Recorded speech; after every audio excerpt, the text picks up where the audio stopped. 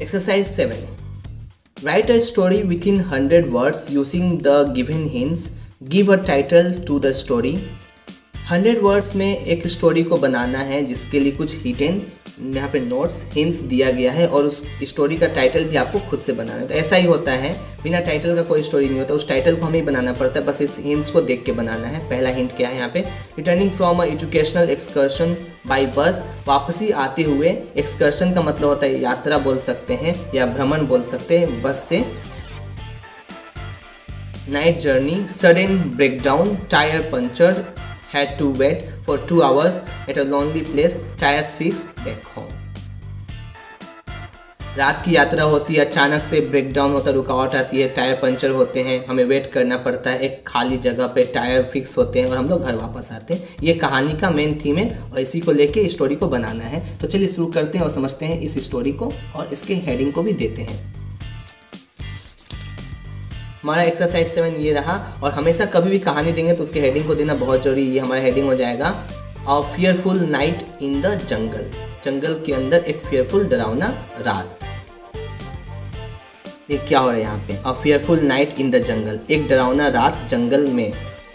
It was journey last year, ये journey है last year पिछले साल की। We went to Murshidabad on a educational excursion, हम लोग गए थे मुर्शिदाबाद एक एजुकेशनल यानी बोल सकते हैं पढ़ाई से जुड़ा, एजुकेशन से जुड़ा एक्सकर्शन पे, भ्रमण पे या सैर पे निकले थे। कहाँ के लिए, मुर्शिदाबाद के लिए।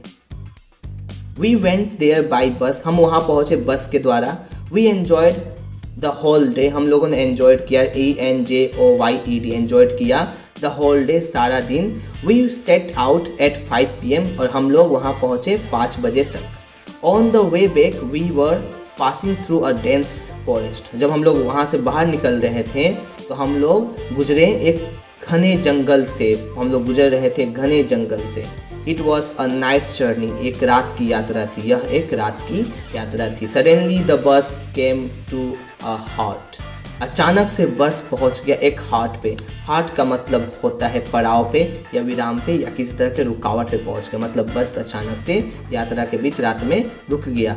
Everyone woke up and wanted to know the matter, सभी लोग जाग गए, यानी रात का समय था, सभी सो रहे थे, सभी लोग जाग गए और जानना चाहते थे क्या है मैटर। मैटर पता चला, 2 tyres of the bus had puncture, tyre के 2 बस के 2 टायर पंक्चर हो गए, यानी हवा उसका निकल गया है।